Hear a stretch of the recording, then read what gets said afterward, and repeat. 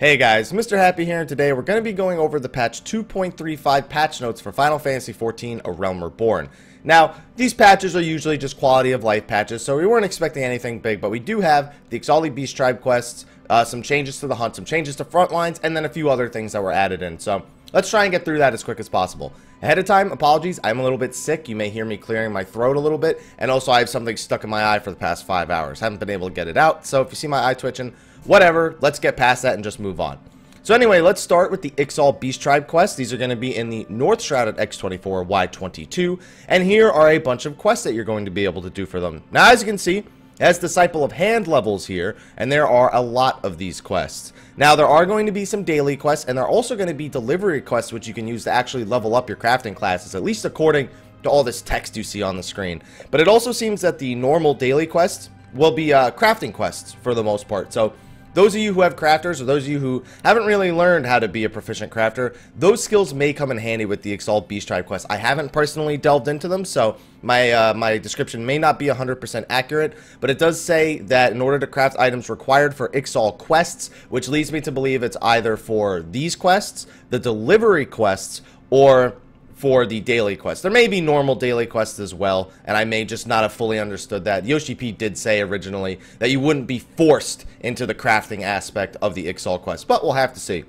We also have Allied Beast Tribe quests, and these are only available if you're the trusted rank or the highest reputation rank with every single Beast Tribe quest. And I'm hoping to get into these in, I don't know, however long it takes to finish the Ixals, like a month probably. I guess it really depends on how quickly you can level them up. So those are the names of all the quests, so let's move on. They changed a few little things here. Leathered Buried Treasure Maps now yield elemental clusters. You can now trade in more things for company seals at the expert delivery missions. My favorite one is the Behemoth Horns and Odin Mantles, because I don't need those things anymore, so I'd love to be able to trade those in. Housing, you can now expel a member from your free company, even if they have purchased private chambers or have a stable chocobo. There's a full explanation here of what happens to both the person being kicked and how you would actually go about it. Also, there were some new gardening items added. Appearance of plants or falling seeds have been changed. That's another little thing. And these things that were added, the apples and the plums, those are actually used to help change the color of your chocobo. It seems to be a little bit more complex than just, hey, I'm dyeing my chocobo. You're actually feeding them a plant, and then they'll shed their plumage, and then the color of their plumage will actually change slightly. So it may take several rounds of stabling your chocobo and feeding it these things in order to get it to the color that you want it to be. Also, let's see, we got a few things here. Chocobo stable interface has been adjusted. You can rename your chocobo to stable, and it'll also show if they are above rank 10 or anything along those lines. Also, for those of you hunters or anybody who hasn't done the sightseeing log yet, there are now NPCs that will tell you the weather up to 24 hours ahead of time. 24, is that in-game hours? Is it next 8, 16, or 24 hours? I'm assuming that's in-game hours, which would be one total hour, one total real-life hour. But you can help these with your sightseeing logs, so you know you don't have to waste your time and just sit, excuse me, in a zone until everything pops. So, moving forward. Following the addition of the Ixal settlement, graphics for the locations below have been adjusted. Those are just Nadalin and the place in North Shroud we mentioned before. Now, here are the hunt changes. Now, a lot of people thought this was going to change the face of the hunting, and I didn't really know what to expect, so I'm just going to tell you what it says right here. So, the first thing we expected was that the daily and the weekly marks would actually be getting some sort of buff, and that is really the entire focus here. The daily mark bills, the regular ones that are not fate-related, now give 4 allied seals, and the fate ones now give 10 allied seals, which is a substantial increase. That's 5 times the amount for the fate and 4 times the amount for the regular ones. But the big changes come in the B elite marks, which basically are useless to normal hunters right now, people who are getting together and warping zone to zone. B ranks are now useless to you, so don't waste your time with them, and here's why. So the respawn rate of them has been changed to only 5 seconds. I'm assuming they could still spawn anywhere in the zone, like the graphs people have come up with are still probably pretty useful. But they now only have a 5-second respawn. The HP got brought down back to being soloable. And then on top of that, it's also easier to get full contribution rights to them.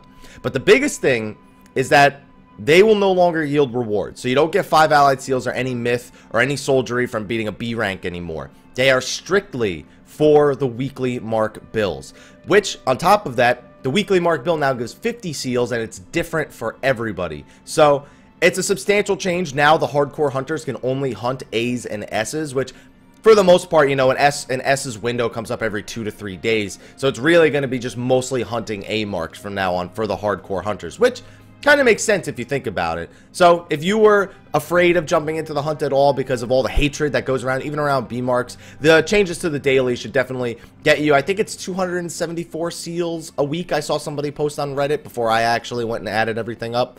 But it makes things a lot more accessible. It'll take you 3 weeks to get a sand at a time if you don't want to actually go out and do the hunt, which I think is a good pace for the hunt anyway. Getting a sand, maybe even a sand a week would have been okay because of the Circus Tower, but even with dailies now, you can get oil every 2 weeks, sand every 3 weeks. So I think it's a good change overall. It sort of perpetuates what it originally was supposed to be. You can also buy the new seeds for the Chocobo thing, for the Chocobo color changing from Allied Seals now. There are also some changes to PvP. I'm not a huge fan of these changes because I'm a bard, but I do think they went a little bit overboard with scholars here. So melee DPS, they buffed their abilities a little bit. They added knockbacks, they added potencies, reduced cooldowns, things like that. Blast Shot for bards now is basically an in-your-face disengage ability. It's not a, hey, I have an extra ability that I can shoot from 25 yalms away and do some damage and knock you back. It's really all about getting in somebody's face and knocking them back. It's like the opposite of Repelling Shot, basically. In fact, I want to do Blast Shot and Repelling Shot together at the same time. Black Mage also got some changes. Lethargy got nerfed, so it doesn't slow. It slows for half the time. And additional effect duration has been reduced for freeze from 15 to 12 seconds. But remember, these are PvP only changes, guys. These aren't going to affect PvE at all. But the biggest change is Aether Flow. Skills such as One Ill Punch and Glory Slash can now remove any remaining stacks of Aether Flow on a selected target.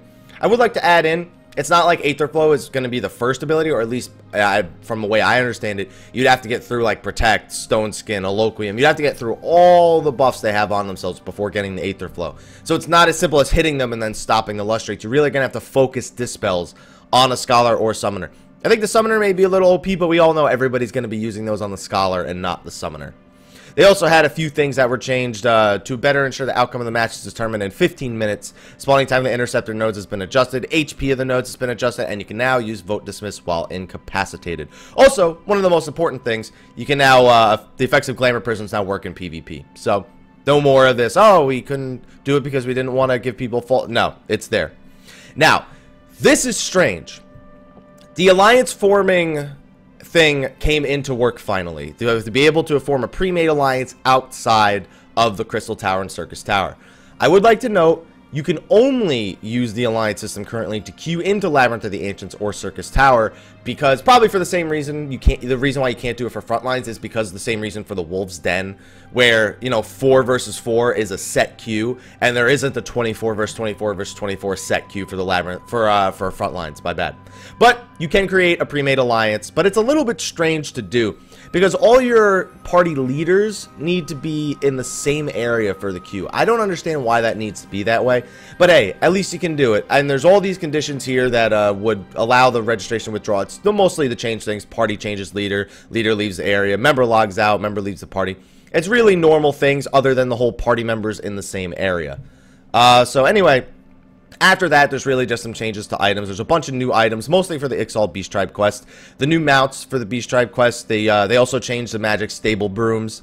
You can even buy them for 20,000 if you don't feel like crafting them. The big change here, though, is the spirit bonding changes. Basically, okay, here's how it works. The rate at which gear gains spirit bond will now be reduced when gear is not the appropriate level for a given duty or open world encounter. Furthermore, if the item level of the gear is too high or too low, it will no longer gain spirit bond. So, I'm somebody who usually like the Spirit Bond item level 55 stuff. It's making me wonder if that's no longer doable, because as far as I'm considered, item level 55 is higher than the level 50 of the Water Sprites in Earth's Gift. I don't know exactly how that's all going to play out. I'm sure that there are people going out there and figuring it out right now. If you go on Reddit, I'm sure there's a ton of useful information there. I would just like to say that, basically, if you're wearing level 50 stuff now in the level 70 instances, you're pretty much not going to get any spirit bond, so you shouldn't do that anymore. Following the above changes, the probability of converting gear item level 70 or above into grade 4 will now vary depending on the item level of the gear converted. So basically, the higher the item level, the better chance at tier 4. I thought that was already the case anyway, but whatever. They also allowed the dying of some new items, some new mounts, some new minions, new quests. One thing to note, it seems that the Ixals go up to rank 7 as opposed to rank 4, which makes me scared of having to do 3 more ranks of Sylph dailies anytime in the near future. I hope this is something that only gets used for the Ixal and that I never have to worry about it for anything else. And then on top of that, you have the title, the Negotiator. Friends Forever is the final quest from the Allied Beast Tribe quest. Retainer Adventure's got some changes, shards. There's some new emotes here. Slash pet one I've already seen a million times. Slash handover. There's some new auto translate emotes have been adjusted, and then they resolve certain issues, which I'm not going to go into every single one of those. And here are all of the new items. One thing that's pretty interesting is that there are actually new crafting items you can get from the Ixal ones. Not exactly sure how they work or what the itemization looks like on them, but most of this stuff right here: Wind Up Founder, Ixal, Dezal, Quillan, Cobalder, Sea Devil. I'm assuming these have to do with the new Allied Beast Tribe quests. Excuse me, I'll have to take a look and see a little bit later. But all this stuff right here that's about making airships, this is all for the Ixal. But who knows, maybe it'll lead into us crafting our own airships in the future. Anyway, guys, what did you think about the patch 2.35 patch notes? Let me know in the comments below. Let me know what you like, dislike, and be sure to discuss it there as well. Be sure to like, favorite, subscribe, and share to my YouTube channel. And anyway, and until next time, guys, take care.